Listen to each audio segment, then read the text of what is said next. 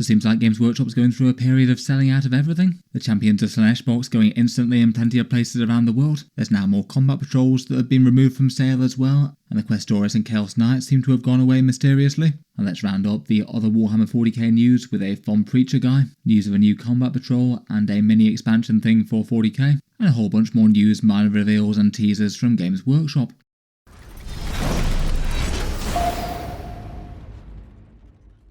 Hello and welcome back to Warspecs Tactics, where today I thought I'd do another roundup of Warhammer news from over the past few days, this time seemingly focusing on all the things that seem to be sold out, in particular combat patrols disappearing, including the World Eaters one going from the USA and likely to be elsewhere around the world, Champions of Slaanesh and the Knights, and then doing a roundup of a bunch of other things that Games Workshop revealed, though none of which really needed a video all to itself. First up, let's start with the Champions of Slaanesh box launch. Unfortunately, it does look like Games Workshop's Emperor's Children box set has left a lot of people disappointed and unable to buy one. Kind of a shame for a new faction to Warhammer 40k, where I think that the obvious starting off point was the box set with the codex and a good amount of the miniatures at a fairly good discount. I suspect that the vast majority of people who were looking to start the army would have been trying to get this one. I did a quick channel poll before the video for this one, asking whether or not people had any success picking up the box set, and for those who actually wanted to pre-order it and tried to pick one up, it looks like around about half of people were disappointed. Apparently 44% were unable to order one when they tried, versus 56% who were. That's not exactly a particularly great satisfaction rate, given Games Workshop have been teasing and hyping up the box set for a whole bunch of time now, and dropping all sorts of previews over the past week. It does look like the Champions of Slaanesh box set was just fairly massively underproduced versus a bunch of their more recent releases. Even if the Deathcore of Krieg box set sold out in some places rather quickly, it broadly seems like they had quite a lot more of those to go around, discount retailers getting far more supply of them, and lasting for at least a little bit longer in the Games Workshop web store. For this one though, broadly discount retailers got very few of the Champions boxes. Plenty of the ones that I checked in on were sold out within a few minutes of going live, just due to Games Workshop not having provided them with enough when they asked for more. Stock in the web store lasted a little bit longer in the UK and Europe versus the US and Canada web store, at least of the English language codex versions, though again the US one seemed to have the fastest sellout once again, stock going within around about 15 minutes. For people looking to pick them up, I'd imagine that a fair few more physical ones will be going to their physical brick-and-mortar Warhammer stores around the world that should go on sale on the 15th of March. I'd again guess that they probably will get cleaned out at least fairly quickly of those, but could be an opportunity for people who are able to make it to one nearby where it's not going too far out of their way. It might be worth checking with store staff whether or not that's definitely going to happen though. In Germany and the EU, it looks like Taschengelddieb still seems to have the German language version at 20% off, and Australia and New Zealand in general seems to have broadly quite good supply of the box sets in general, so not as bad if you're trying to pick them up there besides the big prices that Games Workshop charges around there. And as ever, feel free to give shout outs to stores that still have stock.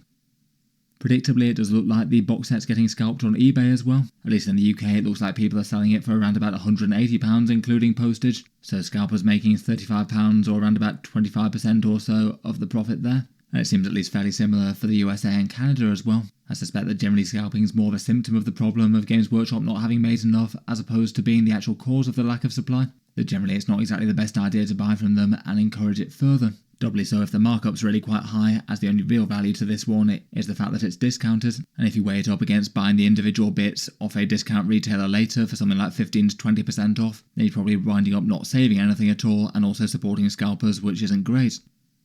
In any case, doesn't seem to be the best launch to a faction. As is often the case with the big boxes for the faction, it looks like Games Workshop seems to have prioritised making a number that they can definitely sell out of, as opposed to having wasted stock left over, though coming at the expense of a lot of people who wanted one not being able to pick one up, maybe turning some people off starting the army in general. It probably doesn't bode too well though for when Fulgrim comes out, given that he looks even more popular.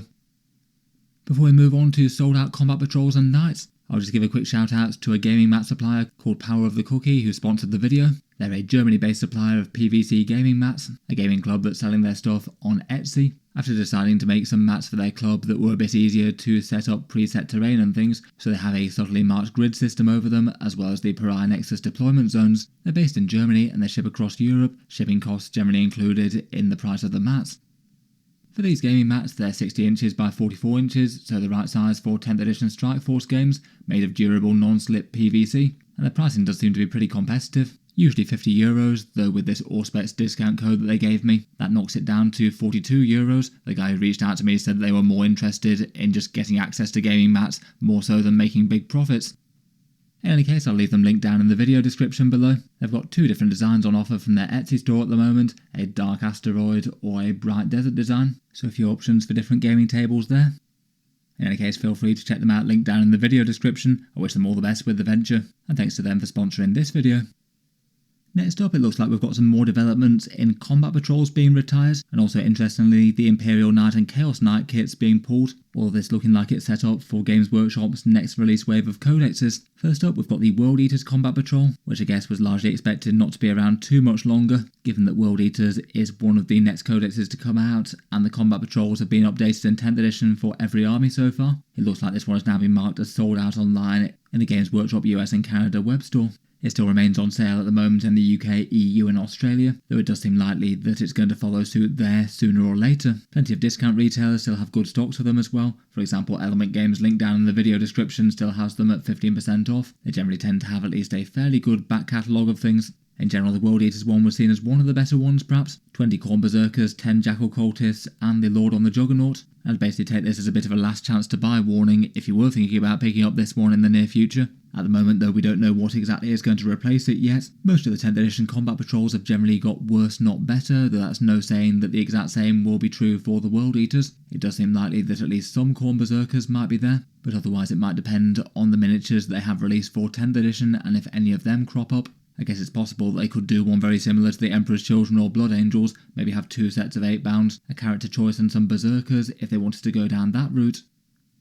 Otherwise, it looks like the Death Guard Combat Patrol is going from more locations now. It looked like this one had already been marked as sold out in the UK web store, though now it's both the US and the United Kingdom where it's been marked as gone. This was the one with Typhus, the Biologist Putrefier, 7 Plague Marines and the rather massive 30 Poxwalkers. It was generally seen as perhaps the single least popular Combat Patrol box set, maybe rivaling with the Thousand Suns. Though even so, I'd say it's still not useless as a pickup for a Death Guard army. It's just the question of whether or not you want to have a fairly big horde element to the army with a whole bunch of zombies. If you do, then it seems pretty reasonable, particularly given the non-Poxwalker contents, but in general it certainly wasn't seen as very general purpose for the Death Guard, and I think most new players to the army wouldn't generally be looking to pick up quite this many Poxwalkers quite this early, rather than various flavours of Plague Marine. It seems likely that the new one will probably have less on-paper discount versus this, but hopefully should be more useful to more players. The Thousand Suns Combat Patrol does still seem to remain on full sale. Again though, this feels like it's one that's going to be odds on to get better. Hopefully they'll get one that actually contains some Rubric Marines and isn't dominated by Zangors. Again, it's not useless if you wanted a big horde of them to add to the Space Marines in your army, but it was just all very weird to have the central discount box set for the army being 20 Zangors and just 6 Space Marines, very much feeling like the wrong skew there. Finally, for upcoming Codex things having their kits removed, it looks like the Knights kits have gone off sale. Both the standard Questoris one for 40k with Canis Rex and the Chaos Knight with the Desecrator and Abominant variants have both been marked sold out online. That's generally the tag that Games Workshop uses when a kit is going away and not coming back in the same form. We know that Knights are on the pretty near horizon. We had one of the teasers in Games Workshop's long-term preview being Knights, and my guess is that these won't come back for the 40k versions of the kit until the Knights and Chaos Knights get their codex. It could be just something as simple as a reboxing with different rules added in, but given that they've changed around the format of these box sets quite a lot, and they've also had multiple additional sprues added in over the years, it's not impossible that they could be messing around with the sprues in one way or another. The Loyalist kit has been expanded first to the sort of Warden and Gallant ones, and then to the Preceptor and Canis Rex bits. The Chaos Knight has just had the one expansion towards the Abominant. Could be possible that if they are doing model releases for either faction this time around, the Chaos Knight could get expanded again, or they might do something weird and unhelpful with the Loyalist one, such as pack it in different boxes. Though hopefully for that one it still remains the big multi-build kit that you can magnetise as now. Looks like supplies of the Chaos Knight might be kind of hard to come by in the coming months until the Knight Codex comes out. For the more Loyalist style one, they've still got the Heresy Knight Questoris kit that you can buy. It is an online only version from Games Workshop though, and comes with a different transfer sheet, and that does mean that certain discount retailers might not offer it or offer it at a reduced discount. Finally, for all the Games Workshop selling out of kits news, it seems that both the Aeldari and Guard have a massive amount of stuff out of stock. Looks like the 2 codexes having a major release wave has just had a whole bunch of things that they've not been able to keep up with the shipping out of, perhaps to a more notable extent than some of the armies out there. It looks like the majority of the Eldar range is actually sold out at the moment in the USA and UK. Most of the new stuff with the Aspect Warriors and Phoenix Lords isn't available, but beyond that a whole load of other things isn't available to buy. Some of it all very meta stuff like Dark Reapers and Howling Banshees, which have the additional pressure of people wanting to pick them up for strong armies for tournaments, I guess, but also quite a lot of off-meta style choices too. It just seems in general that these Space Elves are being very popular at the moment. Quite a big rush of people starting Aeldari or reigniting their forces, given that they've got a whole bunch of fun and interesting Aspect Warrior sculpts to drive people to the faction. The same does seem to be rather true of the Astra Militarum as well. They had the recent Krieg launch, and again it looks like the UK and US web stores are out of a whole bunch of stuff. Krieg Command Squad's heavy weapon teams and a bunch of the other releases like the Siege Battery are rather hard to come by, but there do seem to be a few conspicuous staples, things like the Tauroxes, Lord Solar, the Rogaldorn Battle Tank and Sentinels going out of stock. I'm certainly not too surprised by the Rogaldorn Battle Tanks, with them being quite such a big focal unit in the recent book. Moving on to round up a whole bunch of other Games Workshop previews and reveals. They had a small model reveal for their Monday reveals, a Prophet of Redemption from Necromunda.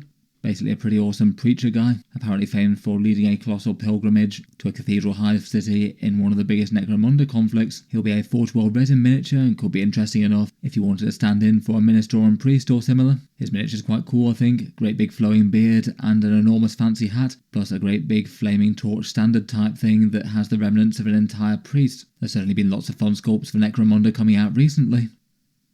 Talking of the Imperial Faithful, at the weekend we had the reveal of the Blood and Zeal Kill Team box set. I speculated that the Sanctifiers team would be for the Adept Sororitas, just given that they seem to be very dedicated to the Ecclesiarchy and would probably be for them more so than Ministorum Priests, which can be fielded by a few Imperial factions. It seems that some of you down in the comments spotted that there was maybe a small confirmation that they were for Adept Sororitas, given that the preview article had that tag in it. When Games Workshop tries to tag things relevant to certain factions, maybe gives a little bit more evidence that it's for them as opposed to other stuff. The great big Imperial Angel Saintly statue that I talked about in the preview also is apparently the one from the Battle Sanctum as well. I hadn't realised that at the time. So not a new miniature, but really quite a fun and centrepiece one.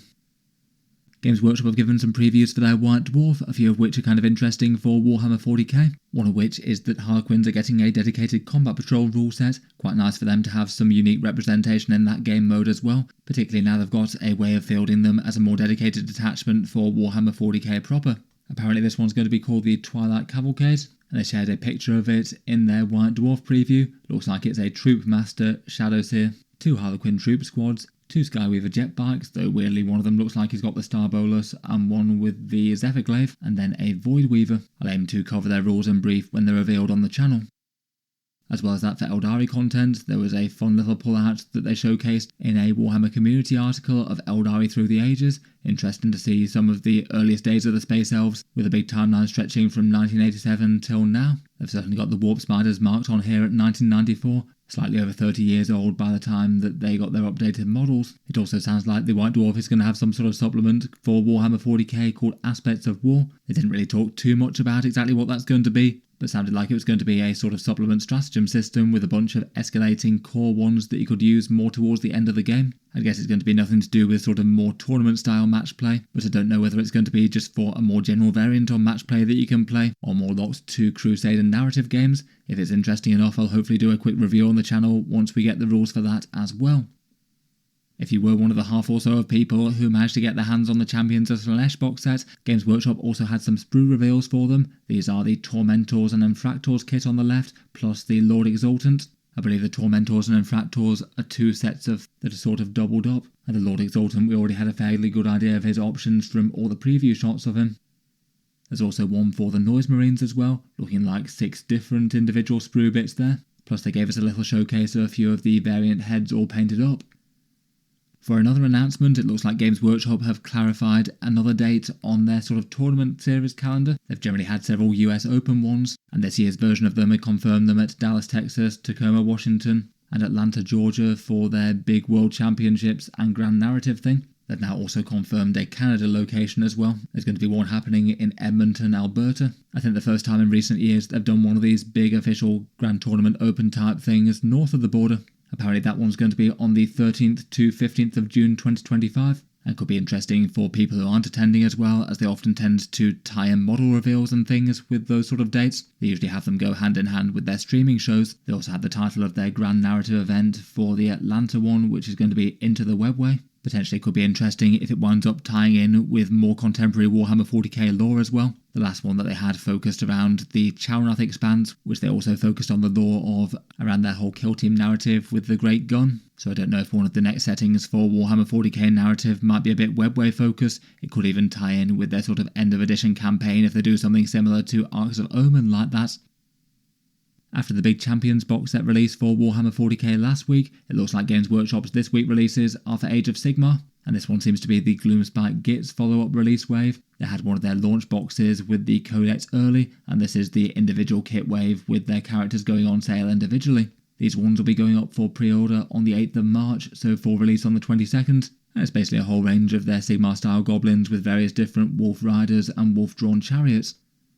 As ever, if you were looking to pick up anything Games Workshop, whether it's 40k or Age of Sigmar, the discount links in the video description can save a bit versus Games Workshop, and also help to support the channel if you are going about collecting things for any of your armies. Finally, for Games Workshop reveals and previews, they also had their Relics showcase, which they do I think annually for merch. I found some of these more interesting than others, to be honest. It looks like there's a Joy Toy rendition of Demon Primarch Angron. I thought it was kind of unusual to see Warhammer-inspired sports tops and things. Looks like you can play as Marnius Calgar if you want to there. And they also had some more collaborations with DK. They made a Warhammer 40k just general compendium encyclopedia type thing before. It looks like they've now got one for video game art and a character encyclopedia too. I feel like the first one of those felt quite nice quality. Could be interesting enough for gifts or something perhaps. In any case, coming up for Warhammer 40k, I guess the next digital update for Warhammer 40k should be the Emperor's Children points, probably coming this week if they follow the same pattern as the Guard ones, and these will be sort of interim points that you can play with the stuff in the box set, but won't be technically going tournament live until their big release wave with Fulgrim. For the next Warhammer 40k release waves, that will probably be one of the next ones, the full Emperor's Children one with Fulgrim, Lucius the Eternal, and all the kits going up for sale individually. The Combat Patrol might be kept back a bit if they do the same thing as with the Aeldari. We now know that we've got that Kill Team Blood and Zeal box set coming in the not so very distant future, Ecclesiarchy versus Jackal Cultist Fanatics of the World Eaters, and hopefully when that comes out they'll probably have the individual releases for the Rattlings and Tank Busters for those who are looking to get their hands on them. Then hopefully in the not too distant future we'll have the Deity Legion codexes, World Eaters, Thousand Suns and Death Guard. I do kind of wonder if these are just going to all be dropped on one absolutely enormous preview weekend. That will most certainly be major news to hit Warhammer 40k when it happens. The next model reveal show will likely be Adepticon on the 26th of March. I'd guess the next thing we'll see for that will be the other contents of the Deity Legion codexes. We've already seen the Lord of Poxes here, and it seems like it's odds on that this month we'll have another Warhammer 40k balance pass. I guess a far smaller one versus December with all the Grotmus updates. Hopefully some help for the Sisters of Battle at the very least, and I wouldn't be too surprised to see some nerfs to those Slaanesh demons that seem to be having a rather good time right now. Beyond that, we had those cryptic teasers for Black Templars, Grey Knights, Knight Armies and Space Marines after that, so we know the sort of rough rollout for codexes in the middle distant future. I'd guess that they'll probably be dropping around about summertime. In any case, I'll leave the roundup there though. As mentioned, a big thank you to PowerOfTheCookie for sponsoring the video. Feel free to check out their PVC gaming mats linked down in the video description if you'd like to pick one up. Hopefully it might be of some interest to some of you out there. If you've enjoyed the video, then feel free to subscribe to Auspex Tactics. I'll certainly keep the regular 40k videos coming, with new ones out just about every day. Finally, if you have been enjoying all the videos on the channel, I would just like to mention that Auspex Tactics does have a Patreon page as well, and you can find that linked in the video description if you'd like to help support. Channel patrons do get a fair few advantages, seeing certain videos early, regular votes to see what sort of things happen next on the channel, and automatic entry into the regular prize giveaways with a chance to win some big model kits each month. If any of that sounds good to you or you'd like to help support, the link's down in the video description. In any case though, an absolutely massive thank you for listening, and I'll hope to see you guys next time.